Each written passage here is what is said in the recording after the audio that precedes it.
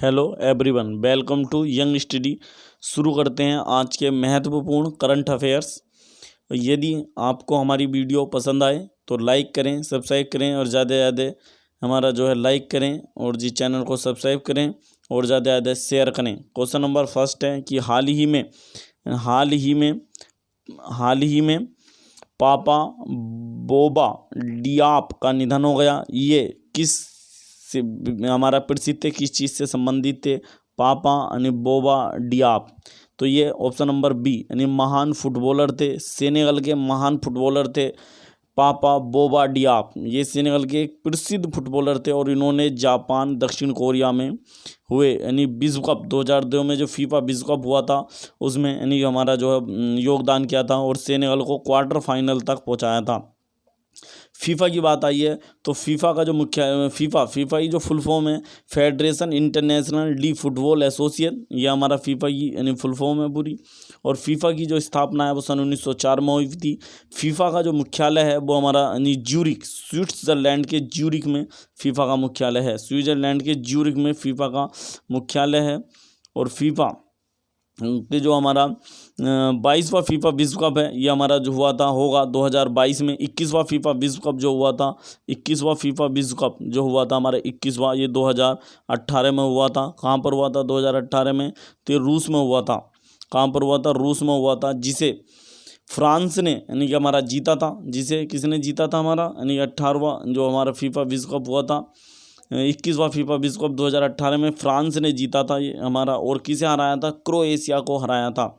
Croatia को इसमें 21वें FIFA विश्व कप 2018 में हराया था। 22वां फीफा विश्व कप 2022 में होगा। कहाँ पर होगा? हमारा कतर में होगा। 22वां फीफा विश्व कप 2022 में कतर में होगा। और 23वां फीफा विश्व कप ये हमारा 2026 में होगा। यह हमारा 3 में होगा। 3 देशों में अमेरिका, मैक्सिको और कनाडा में संयुक्त रूप से आयोजित किया जाएगा। इसके साथ ही जो 8वां फीफा महिला वर्ल्ड कप हुआ था 2019 में, 8वां महिला फीफा वर्ल्ड कप महिलाओं का जो हुआ था 2019 में फ्रांस में हुआ था। इसे किसने जीता था? तो अमेरिका ने जीता था। किसने जीता था इसे? अमेरिका ने जीता था। किसे हराया था हमारा? तो नीदरलैंड को हराकर जीता था। इसका शुंभकर जो था हमारा 8वें फीफा महिला विश्व कप 2019 का जो शुंभकर था वो था मुर्गी का बच्चा, जिसका नाम है एटी। ये मुर्गी का बच्चा था यानी कि हमारा इसका नाम एटी है। और जी जो हमारा नेक्स्ट क्वेश्चन, हाल ही में फुटबॉल का इंडियन सुपर लीग जो हमारा फुटबॉल से संबंधित होती है, इंडियन सुपर लीग 2020-21 को किसने जीता? तो 2020-21 को जीता, पहली बार जीता है मुंबई सिटी एफसी ने। तो मुंबई सिटी फुटबॉल क्लब ने ये जीता है। किसने जीता? मुंबई सिटी फुटबॉल क्लब ने जीता, ये पहली बार जीता इन्होंने। और जी आईएसएल जो है हमारा आईएसएल, इसकी स्थापना 21 अक्टूबर 2013 को हुई थी। और जो इंडियन सुपर लीग का पहला यानी जो हमारा वो हुआ था यानी वो हुआ था 2000 यानी पहला संस्करण जो हुआ था वो 2014 में हुआ था। और इसे एटलेटिका डी कोलकाता ने जीता था। यानी पहला वाला जो जीता था 2014 में एटलेटिका डी कोलकाता ने जीता था। और ये हमारा 7वां संस्करण था इसका। और इन्होंने किसे हराया? तो इन्होंने हराया हमारा था मोहन बगान, जो हमारा एटी मोहन बगान है क्लब है, फुटबॉल क्लब, इसे इन्होंने हराया था। 7वां यानी हमारा जो है ये वो था संस्करण था इसका। नेक्स्ट क्वेश्चन, हाल ही में इसरो ने श्रीहरिकोटा आंध्र प्रदेश के स्थित सतीश धवन अंतरिक्ष केंद्र से तीसरी श्रेणी के रोहिणी साउंडिंग और रोबोट को सफलतापूर्वक लॉन्च किया। यानी कि रोबोट को नहीं है यहाँ अगर रॉकेट, ये हमारा मिस्टेक हो गई है, यहाँ अगर रॉकेट यानी कि हमारा साउंडिंग रॉकेट को सफलतापूर्वक यानी कि हमारा जो है लॉन्च किया है। तो इसका नाम क्या है? तो रोहिणी 560 RH 560 यानी कि ऑप्शन नंबर सी इसका आंसर है, RH 560। इससे पहले इसरो 2 और रोहिणी श्रेणी के साउंडिंग रॉकेट लॉन्च करा चुका है। RH यानी कि हमारा जो है यानी कि 200, रोहिणी 200 और RH 300 यानी रोहिणी 300, ये इससे पहले 2 और साउंडिंग रॉकेट यानी लॉन्च कर चुका है। इससे पहले 28 फरवरी 2021 को ही यानी हमारा इसरो ने ब्राज़ील के एमेजोनिया नामक यानी कि हमारा उपग्रह को भी लॉन्च यानी कि किया था। था। और इसरो की जो हमारी स्थापना है वो 15 अगस्त 1969 को हुई थी। इसरो का मुख्यालय बेंगलुरु में है। इसरो का मुख्यालय कहाँ पर है? बेंगलोर में इसरो का मुख्यालय है। और इसरो के प्रथम जो अध्यक्ष थे जो सन 1969 में बने थे वो कौन थे? जो पहले अध्यक्ष थे इसरो के, तो उनका नाम है हमारा, इसरो के जो प्रथम अध्यक्ष थे, यानी वर्तमान में के सिवन इसरो के अध्यक्ष हैं। इसरो के सबसे अधिक समय तक रहे हैं सतीश धवन, ये हमारा इसरो के सबसे अधिक समय तक अध्यक्ष रहे हैं इसरो हमारा। और इसरो से संबंधित कुछ अन्य फैक्ट और देखते हैं तो इसरो जो है, इसरो के प्रथम अध्यक्ष जो थे हमारे, उनका नाम था विक्रम साराभाई, जिन्हें भारतीय अंतरिक्ष कार्यक्रम का जनक कहा जाता है। ये इसरो के वो रहे थे, प्रथम अध्यक्ष थे, विक्रम साराभाई थे इसरो के प्रथम अध्यक्ष। नेक्स्ट क्वेश्चन,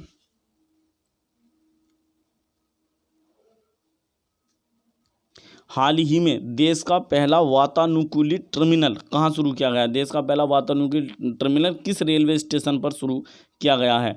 तो ऑप्शन नंबर बी, बेंगलुरु में शुरू किया गया और इस टर्मिनल का नाम एम विश्वेश्वरैया के नाम पर रखा जाएगा।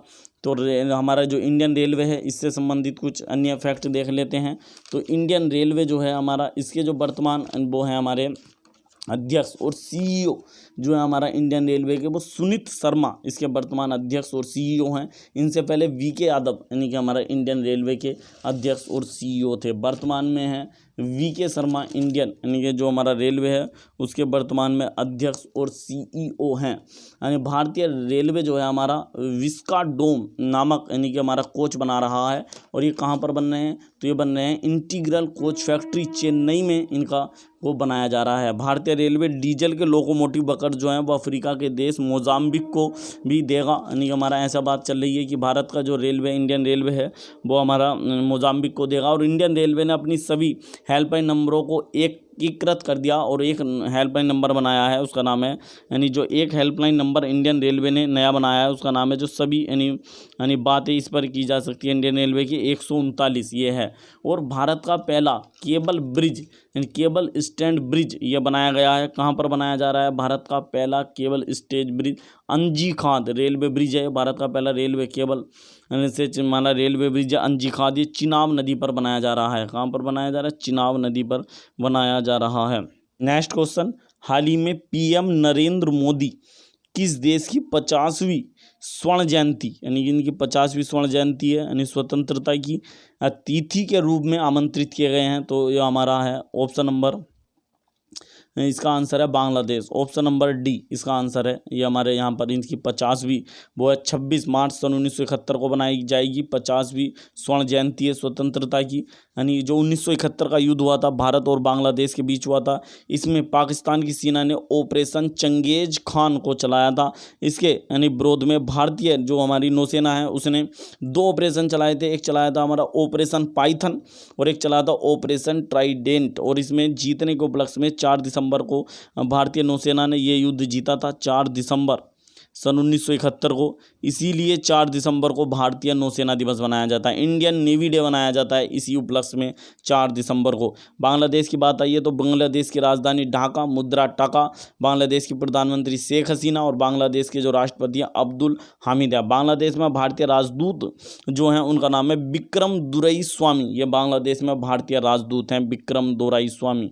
नेक्स्ट क्वेश्चन, हाल ही में किस राज्य ने सीएम अंत्योदय यानी मुख्यमंत्री अंत्योदय परिवार उत्थान योजना लॉन्च की है? तो ये हमारी हरियाणा जो मुख्यमंत्री हैं मनोहर लाल खट्टर, इन्होंने ये योजना लॉन्च की है। हरियाणा के मुख्यमंत्री मनोहर लाल खट्टर ने ये योजना लॉन्च की है। हरियाणा 1 नवंबर सन 1966 को पंजाब से हमारा कटकर हमारा नया राज्य बना था। और जी हरियाणा जो है इसकी राजधानी तो चंडीगढ़ है। हरियाणा के जो राज्यपाल हैं तो सत्यदेव नारायण, यह हरियाणा के राज्यपाल, हरियाणा के मुख्यमंत्री मनोहर लाल खट्टर हैं, जिनके खिलाफ अभी हाल ही में अविश्वास प्रस्ताव लाया गया था, लेकिन वे इसको असफल हो चुका। ये विपक्ष लाया था वहाँ का, ये असफल हो चुका है। हरियाणा की बात आई है तो हरियाणा से संबंधित कुछ अन्य फैक्ट देख लेते हैं।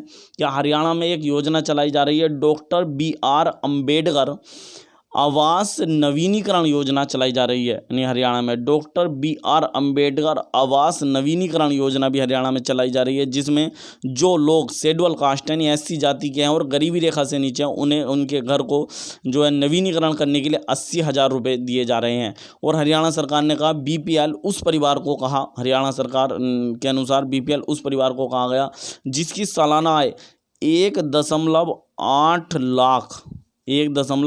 लाख से कम है, उसे जो है हरियाणा सरकार ने इस योजना के तहत जो है वो कहा गया है गरीबी रेखा से नीचे बताया गया है। जबकि चौथे इन जो होंगे भारतीय यानी जो युवा यानी भारतीय खेलो इंडिया गेम जो होंगे चौथे, वो हरियाणा के पंचकुला में आयोजित किए जाएंगे। कहाँ पर किए जाएंगे? हरियाणा के पंचकुला में आयोजित किए जाएंगे। हरियाणा से संबंधित और अन्य यानी हमारे जो है हम हरियाणा से संबंधित कुछ अन्य योजनाएं और देख लेते हैं। तो एक हरियाणा योजना चलाई थी जल ही जीवन है योजना, ये भी हरियाणा सरकार द्वारा चलाई गई थी। जल ही जीवन है योजना, गोवर्धन योजना भी हरियाणा सरकार की, और इससे पहले मुख्यमंत्री परिवार समृद्धि योजना भी हरियाणा सरकार द्वारा चलाई गई थी। नेक्स्ट क्वेश्चन, हाल ही में IRDA यानी IRDAI इसकी फुल फॉर्म है इंडियन रेगुलेटरी डेवलपमेंट अथॉरिटी, हमारा जो insurance regulatory development authority of India IRDA ने सभी सामान्य और स्वास्थ्य बीमा कंपनियों को अनिवार्य रूप से एक स्टैंडर्ड यानी हमारा जो है एक स्टैंडर्ड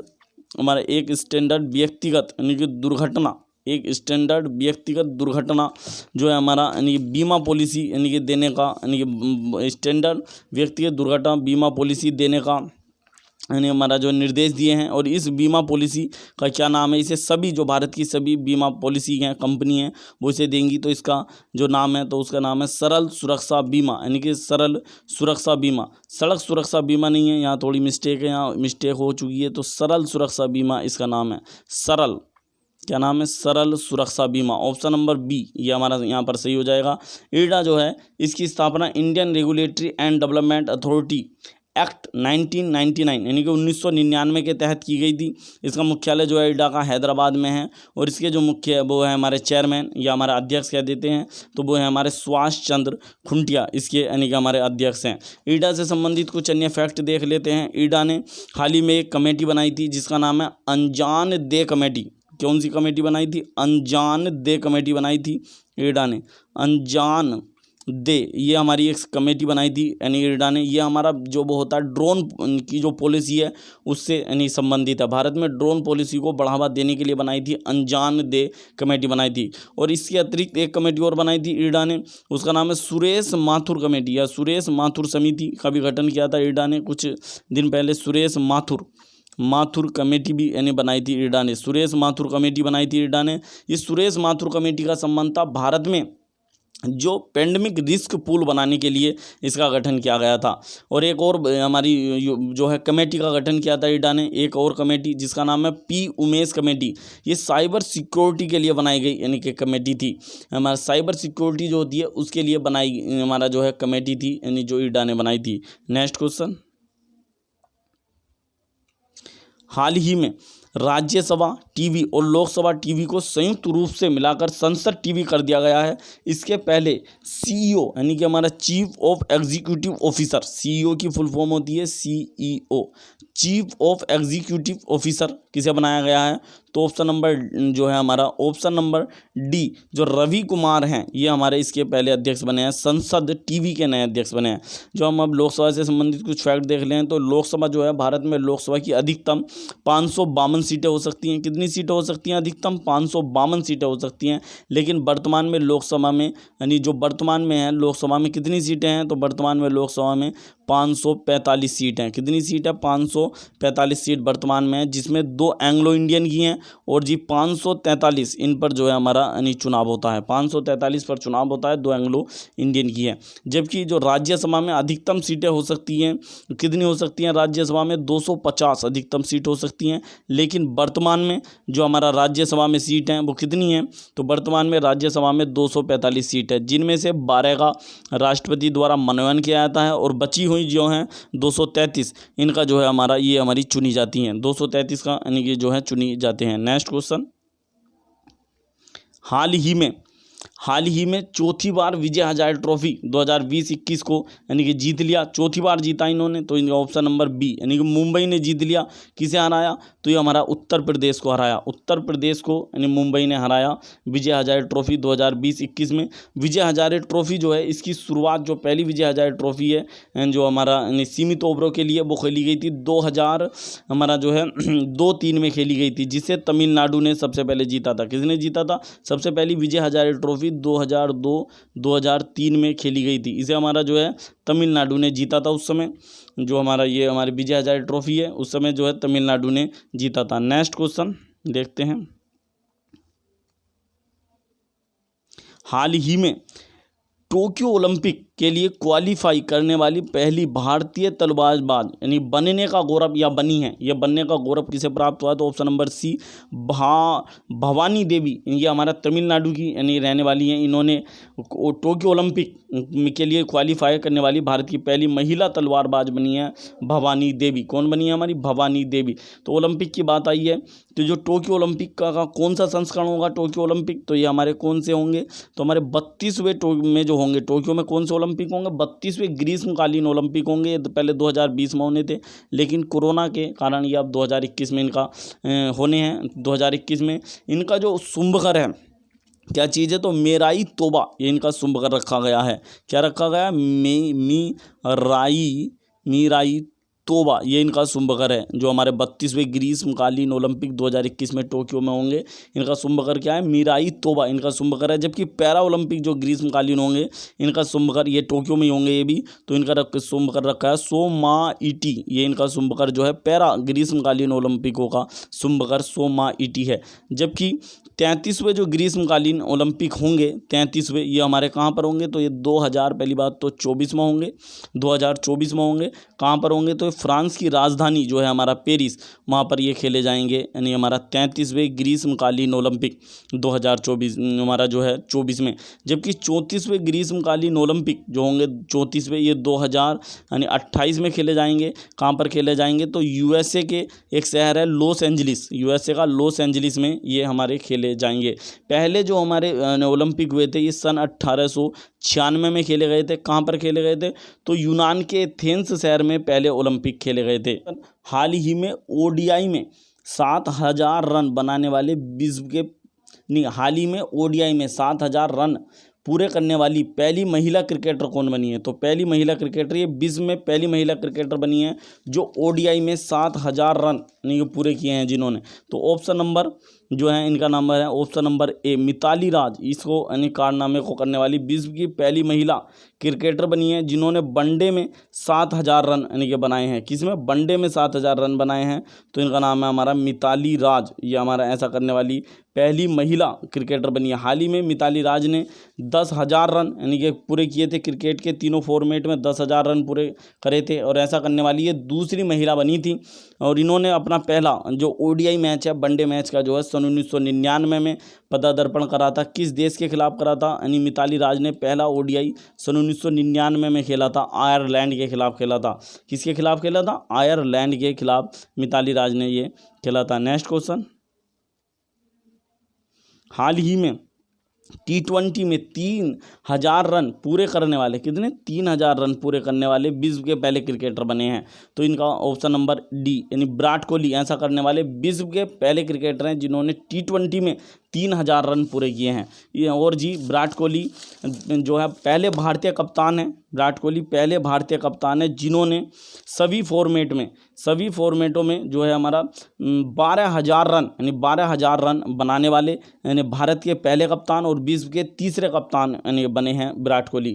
तो हमारा 12,000 रन बनाने वाले तीनों फॉर्मेटों में कितने हज़ार रन बनाने वाले? 12,000 रन बनाने वाले पहले यानी हमारा भारतीय कप्तान और ओवरऑल विश्व के तीसरे कप्तान बने हैं।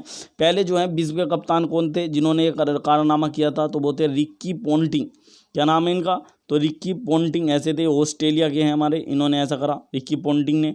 और जी दूसरे जो थे जिन्होंने यानी 12,000 रन बनाए थे, यानी पहले कप्तान, दूसरे कप्तान जो थे वो थे ग्रीम स्मिथ। ये हमारे कौन थे? Graeme Smith. ये कहाँ के थे? तो दक्षिण अफ्रीका के थे हमारे दूसरे। अब तीसरे, ओवरऑल तीसरे बने हैं विश्व के विराट कोहली, जिन्होंने 12,000 रन बनाए हैं, जबकि पहले भारतीय यानी कि हमारा कप्तान बने हैं विराट कोहली। और T20 में 3,000 रन बनाने वाले पहले क्रिकेटर बने हैं विराट कोहली। नेक्स्ट क्वेश्चन, हाल ही में दिग्गज मुक्केबाज हेगलर का 66 साल की उम्र में निधन हो गया। ये किस देश से संबंधित थे? दिग्गज हमारे मुक्केबाज थे हेगलर, किस देश से यानी हमारा संबंधित थे? तो ये हमारे थे ऑप्शन नंबर ए, अमेरिका से संबंधित थे।